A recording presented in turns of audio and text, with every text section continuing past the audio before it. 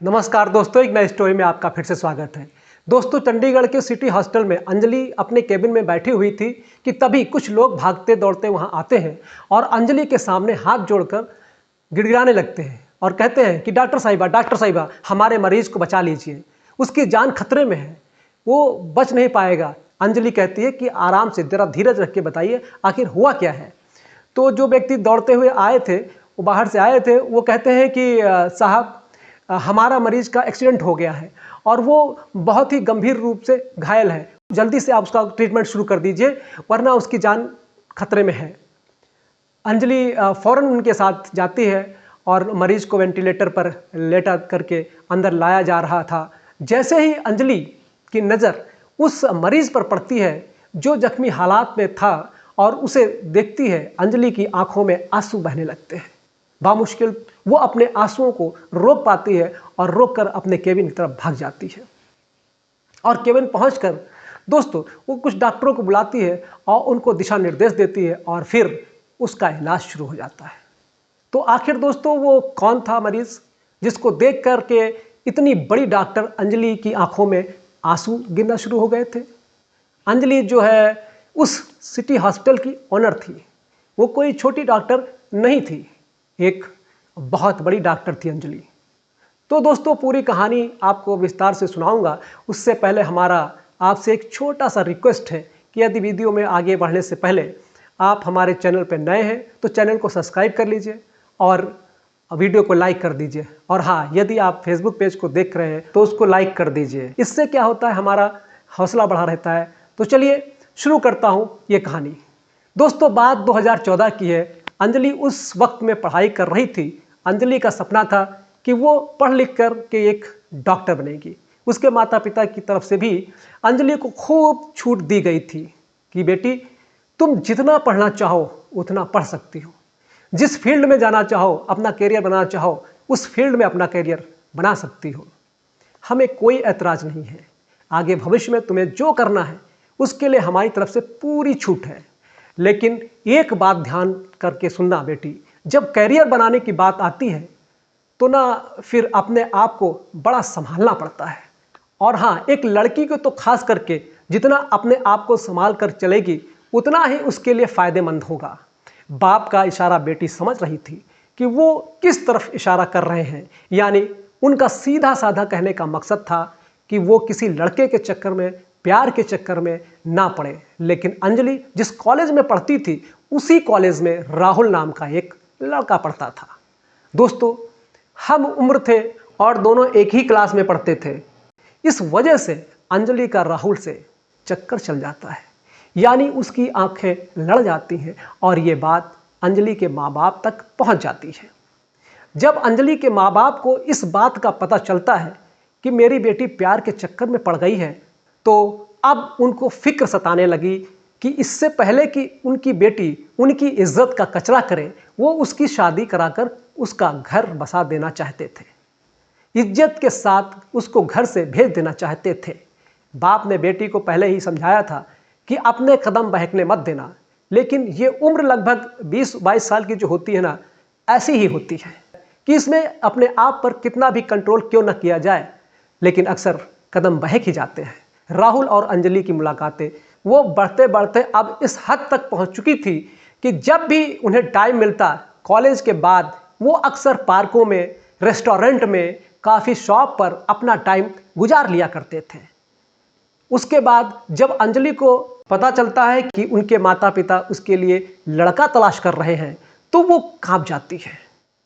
दोस्तों शादी के नाम से, क्योंकि एक तो अंजलि का सपना डॉक्टर बनने का था, दूसरा वो अभी शादी करना ही नहीं चाहती थी, इसीलिए उसने अपने घर वालों से साफ तौर पर कह दिया कि मेरी अभी शादी करने की ना ही कोई उम्र है और ना ही मेरा कोई अभी इरादा है, इसीलिए आप मेरी शादी की फिक्र छोड़ दो। अंजलि के पिता कहते हैं कि बेटी ऐसा नहीं है, अगर ज़रा सी ऊंच नीच हो गई, तुम लड़की हो, तो मैं समाज में किसी को मुंह दिखाने लायक नहीं रहूँगा। रही तुम्हारी पढ़ाई की बात, तुम शादी के बाद भी अपनी पढ़ाई पूरी तरह से कर सकती हो। हम जिस लड़के से तुम्हारी शादी करेंगे उससे ये शर्त पहले हमारी रहेगी कि शादी के बाद हमारी लड़की पढ़ती रहेगी। जब तक भी वो पढ़ना चाहे।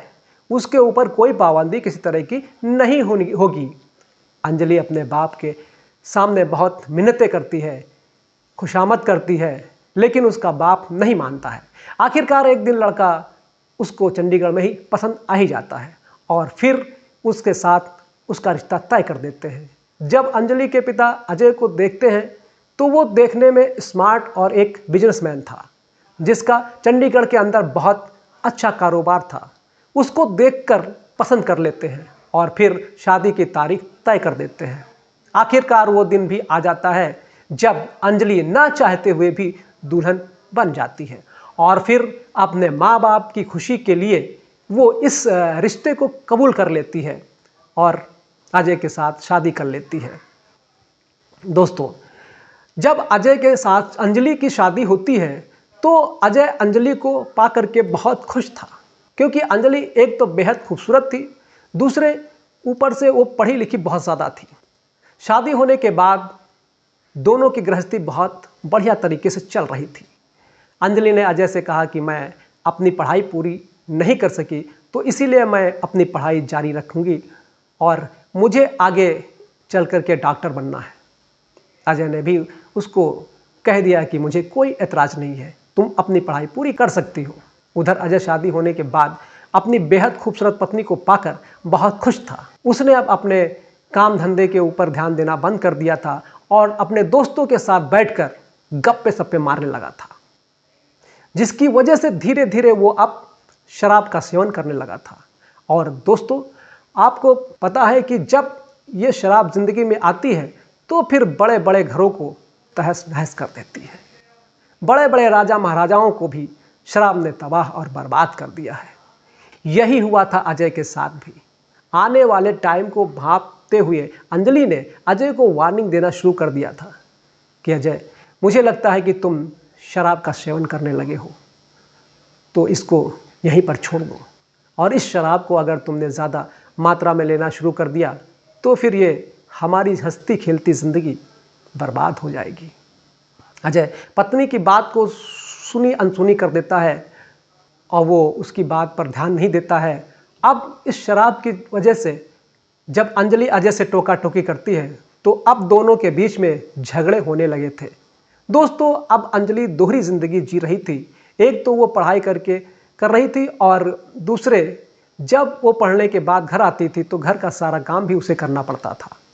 ऊपर से जब पति शराब पीकर आता तो वो उसके साथ उल्टी सीधी हरकतें भी करता था। दोस्तों, अंजलि दिन की थकी हुई होती थी और घर का सारा काम भी आकर करती है। ऊपर से पति की उल्टी सीधी हरकतों से उसका मन जो था अब चिड़चिड़ा सा रहने लगा था। वो अपने पति से प्यार की बजाय अब नफरत करने लगी थी। दोस्तों, पति पत्नी का रिश्ता ऐसा होता है कि इसमें प्यार के साथ जो पति पत्नी की ज़िंदगी गुजरती है उसके तो क्या कहने हैं, लेकिन पति पत्नी के रिश्तों में अगर कड़वाहट आ जाए तो फिर ज़िंदगी जहन्नुम बन जाती है। ऐसा ही कुछ अंजलि के साथ भी हो रहा था। अंजलि नहीं चाहती थी कि उसका पति शराब पिए, लेकिन अजय था कि किसी तरह से मानने के लिए तैयार ही नहीं था और दिन ब दिन उसकी खुराक जो थी वो ज़्यादा होती जा रही थी। कम होने के बजाय हर रोज़ का यही मसला था कि अजय रात को शराब के नशे में धुत आता और फिर थकी हुई अंजलि को परेशान करता था। अंजलि ना चाहते हुए भी शराबी पति के साथ वो रात गुजारती है। जैसे तैसे उसकी रात गुजरती है। अब अंजलि अपनी किस्मत पर आंसू बहाने लगी थी और अपने टाइम को यानी अपने आप को कोसने लगी थी कि उसके माँ बाप ने उसके साथ ये कितना बड़ा अनर्थ कर दिया है कि मेरी शादी इस बेवड़े के साथ करा दी। बहरहाल करती तो क्या करती, अब उसके पास सब्र करने के अलावा कोई चारा नहीं था। इसी बीच अंजलि गर्भवती हो जाती है और गर्भवती होने के बाद वो अपने पति अजय से बताती है कि इस बच्चे की खातिर, इस बच्चे का वास्ता जो हमारी ज़िंदगी में नई खुशियाँ लेकर आने वाला है, तुम शराब पीना छोड़ दो, अपनी गृहस्थी पर ध्यान दो, अपने कारोबार पर ध्यान दो, नहीं तो इस तरह से सब कुछ बिक जाएगा, सब कुछ बर्बाद हो जाएगा। लेकिन अजय के कानों पर जू नहीं रेंगती है और वो अपनी ज़िंदगी में बस इसी तरह से करता रहता है जिस तरह से वो पहले कर रहा था। आए दिन दोनों के बीच में झगड़ा होता रहता है। अब तो बात यहाँ तक पहुँच गई थी कि अजय अंजलि के साथ अब मारपीट भी करने लगा था। एक दिन दोनों के बीच में जब हाथापाई हुई तो अजय ने अंजलि के पेट पर ऐसी लात मारी कि उसका गर्भपात हो जाता है। अंजलि का गर्भपात होने के बाद में अंजलि को बहुत बड़ी ठेस लगती है और वो फिर अजय से अलग होने का निर्णय ले लेती है। अपने मायके पहुंच जाती है। सारी बात वो अपने बाप को बताती है और कहती है कि मेरी ज़िंदगी जिस दिन से शादी हुई है कुछ महीनों तक तो ठीक ठाक चली, लेकिन उसके बाद नर्क बन गई है। दोस्तों, लगभग 1 साल का समय हो चुका था। अजय किसी भी तरह से सुनने को और मानने को तैयार ही नहीं था। अजय ने मेरे साथ बदतमीजी की हद ये कर दी कि मेरे गर्भ में ठहरा हुआ बच्चा जो था उसका भी देहांत हो गया, यानी वो भी खत्म हो गया। अजय के बारे में अंजलि के पिता ये सारी बात सुनने के बाद उनको भी बड़ा धक्का लगता है। कोई भी माता पिता अपनी औलाद के बारे में ये नहीं चाहता कि उसकी औलाद दुखी रहे। बहरहाल अंजलि का फैसला जो था वो अटल था कि वो अब अजय के साथ नहीं रहेगी। अंजलि अजय के साथ किसी भी हालात में रहना नहीं चाहती थी, इसलिए चंडीगढ़ कोर्ट में अंजलि तलाक का मुकदमा दायर कर देती है। अपने पति से छुटकारा पाने के लिए कोर्ट में अपना केस फाइल कर देती है। लगभग 2-4 महीने की बहस के बाद ही जल्द उनका फैसला आ जाता है और अब अंजलि और अजय दोनों पति पत्नी कानूनन तौर पर अलग हो जाते हैं। दोस्तों, अब अजय को अपनी गलती पर एहसास होता है और वो अंजलि से माफ़ी मांगता है और उससे कहता है कि वापस मेरी ज़िंदगी में दोबारा आ जाओ, मुझे माफ़ कर दो। जो भी हुआ वो बहुत बुरा हुआ, भले ही कोर्ट ने हमें अलग कर दिया हो, लेकिन आगे भविष्य में मैं कभी भी ऐसी गलती नहीं करूँगा और मैं अब सुधर चुका हूँ। लेकिन अंजलि ने जो फैसला ले लिया था वो ले लिया था। वो किसी भी तरह से अब पलटने के लिए तैयार नहीं थी। अंजलि साफ तौर पर यह कह देती है कि अब मैं तुम्हारी पत्नी नहीं हूँ। कानूनी तौर से हम दोनों अलग अलग हो गए हैं, हम दोनों के रास्ते अलग अलग हो चुके हैं और अब हम दोनों को अलग अलग ज़िंदगी जानी है। तुम अपनी ज़िंदगी जियो, मैं अपनी ज़िंदगी जीऊँगा। अजय अंजलि के घर तक आता है, उसके माँ बाप से भी खुशामद करता है। अंजलि के पैर भी पकड़ने के लिए तैयार हो गया था, लेकिन अंजलि ने जो निर्णय ले लिया था उस पर वो अटल थी। उसने अपने पति की बात नहीं मानी क्योंकि अंजलि को पता था कि ये शराबी जो होते हैं वो 1 नंबर के ठरकी होते हैं और झूठे मक्कार होते हैं। अपना मतलब निकालने के लिए ये किसी भी हद तक चले जाते हैं और जब इनका मतलब निकल जाता है तो फिर ये अपने उसी पुरानी राह पर आ जाते हैं। इसीलिए दोस्तों, अब अंजलि जानबूझकर कोई भी रिस्क नहीं लेना चाहती थी और उसने साफ तौर से उसके साथ जाने के लिए मना कर दिया था। बहरहाल वक्त का पहिया पूरी स्पीड के साथ दौड़ता रहता है और वक्त गुजरता जाता है। इधर अंजलि शादी खत्म होने के बाद अपनी पढ़ाई पर पूरा ध्यान देती है, जो कि डॉक्टरी की पढ़ाई कर रही थी। दोस्तों, वो पीजीआई चंडीगढ़ में एडमिशन ले लेती है। वहाँ उसका एडमिशन हो जाता है और वहाँ पर प्रैक्टिस भी करने लगती है। धीरे धीरे करते करते 5 साल का अरसा गुजर जाता है और अंजलि एक अच्छी खासी डॉक्टर बन जाती है, क्योंकि घर में उसके बाप के पास बहुत ज़्यादा प्रॉपर्टी थी, ज़मीन की कमी नहीं थी। हाईवे के पास अच्छी खासी उनकी ज़मीन पड़ी थी। वहाँ पर अंजलि के बाप ने अंजलि के लिए एक हॉस्टल उसको खोल करके दिया था कि बेटी डॉक्टर बन करके आएगी, उसके बाद इसी क्लिनिक में प्रैक्टिस करेगी। अंजलि एक तो पीजीआई में भी प्रैक्टिस कर रही थी और दूसरे अपने हॉस्टल में भी प्रैक्टिस करना शुरू कर दिया था। उसका अपना हॉस्टल भी ठीक ठाक चलने लगा था, ठीक ठाक मरीज आने लगे थे। जैसे जैसे टाइम बढ़ता जा रहा था अंजलि को तजुर्बा होता जा रहा था और भगवान ने उसके हाथ में ऐसी सिफत रखी कि वो जिस मरीज़ के ऊपर भी हाथ रख देती, जिस मरीज़ का भी इलाज करती, तो फिर वो ठीक होकर ही उसके हॉस्टल से जाता। इसीलिए उसकी शोहरत भी काफ़ी होने लगी थी। सिटी हॉस्टल के नाम से उसने अपने हॉस्टल का नाम रखा था। अब आसपास के एरिया में, इलाके में उस हॉस्पिटल की काफ़ी शोहरत थी। काफ़ी नाम था कि वहाँ पर जो डॉक्टर अंजलि है बहुत अच्छी है, बहुत काबिल है। इसी तरह से एक दिन अंजलि अपने केबिन में बैठी थी कि वहाँ पर 2-3 लोग रोते पीटते गिड़गिड़ाते आते हैं और फिर वो उस मरीज़ को एडमिट कराते हैं। जब उस पर नज़र पड़ती है अंजलि की, तो अंजलि की आंखों से आंसू निकल आते और वो रोक नहीं पाती है। वो मरीज़ कोई और नहीं था, वो पेशेंट जो था वो अजय था। दोस्तों, अंजलि ने जब लगभग 7 साल बाद अपने पति को इस हालात में देखा, तो आखिरकार वो उसकी पत्नी रह चुकी थी। भले ही उसका तलाक हो चुका था, लेकिन एक ज़माने में वो उसकी पत्नी थी, उसके साथ उसने दिन गुजारे थे। वो अलग बात थी कि अजय की हरकतों की वजह से उसने अजय से तलाक ले लिया था। फिर भी उसको वो पल याद आते हैं जो उसके साथ उसने गुजारे थे, और इस हालात में देखकर पति को उसके आंसू निकल ही आते हैं। अपने जूनियर डॉक्टरों को, नर्सों को ये हुक्म देती है और उसका इलाज शुरू कर देती है। इलाज शुरू होने के बाद जो उसके जख्म थे वो भरने लगते हैं धीरे धीरे, और फिर वो ठीक होने लगता है। जैसे ही वो होश में आता है और सामने अंजलि को देखता है, वो हैरान रह जाता है। धीरे धीरे जब बात करने लायक होता है, बोलने लायक होता है, तो फिर अंजलि उससे पूछती है कि तुम्हारी ये हालत कैसी हुई, एक्सीडेंट तुम्हारा कैसे हो गया। उसके बाद वो कहता है कि अंजलि, तुम्हारे जाने के बाद आज तक मैंने दूसरी शादी नहीं की है। उसके बाद वो कहता है कि अंजलि, तुम्हारे जाने के बाद आज तक मैंने दूसरी शादी नहीं की है। तुमसे तलाक होने के बाद, तुमसे बिछड़ने के बाद मुझे ये एहसास हुआ कि मेरी ज़िंदगी को अगर कोई संवार सकती थी तो वो तुम थी। तुम्हारे जाने के बाद मेरी शराब की लत और बढ़ गई थी और मेरी दौलत इसी तरह से ख़त्म हो रही थी। समझ में नहीं आ रहा था कि क्या करूं, और अब कोई संभालने वाला भी नहीं था। घर वाले भी मेरे ऊपर ध्यान नहीं देते थे। घर वालों ने भी मुझे रोकना टोकना बिल्कुल बंद कर दिया था।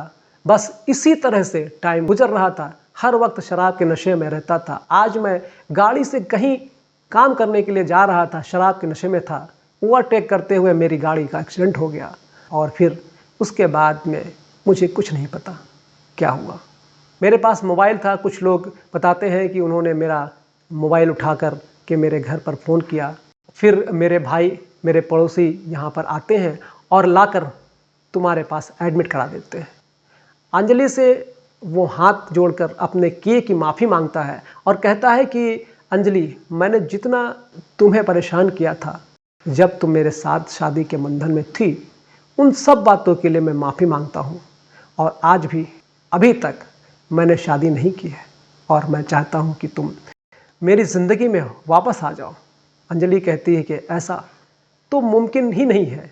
शादी के बारे में मैंने सोचना बिल्कुल छोड़ दिया है।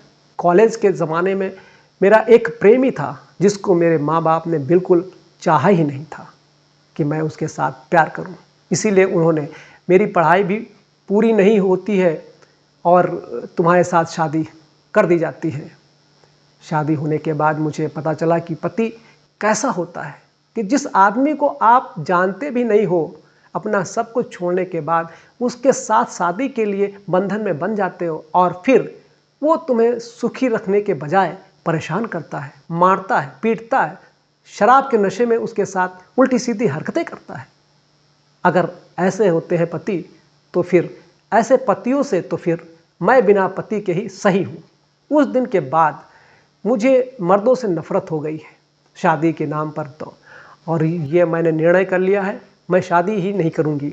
डॉक्टर बनने का मेरा सपना था, मैं डॉक्टर बन चुकी हूँ, और मैं एक सेवा भाव के लिए ये पेशा करती हूँ, ना कि मैं पैसा कमाने के लिए। दोस्तों, कुछ दिन वहाँ उसके हॉस्टल में अजय एडमिट रहता है। अजय का जो भी इलाज चलता है, जितने दिन का भी उसका जो भी खर्च होता है, लगभग 3 लाख रुपए, वो भी अंजलि नहीं लेती है, और फिर हाथ जोड़कर उसे विदा कर देती है। और बस जाते हुए यही उससे कहती है कि मेरी आपसे यही रिक्वेस्ट है, क्योंकि मैंने तुम्हारे साथ काफ़ी टाइम गुजारा था, कि ये शराब छोड़ दो। तुम्हें जो बाकी ज़िंदगी मिली है ये वरदान है।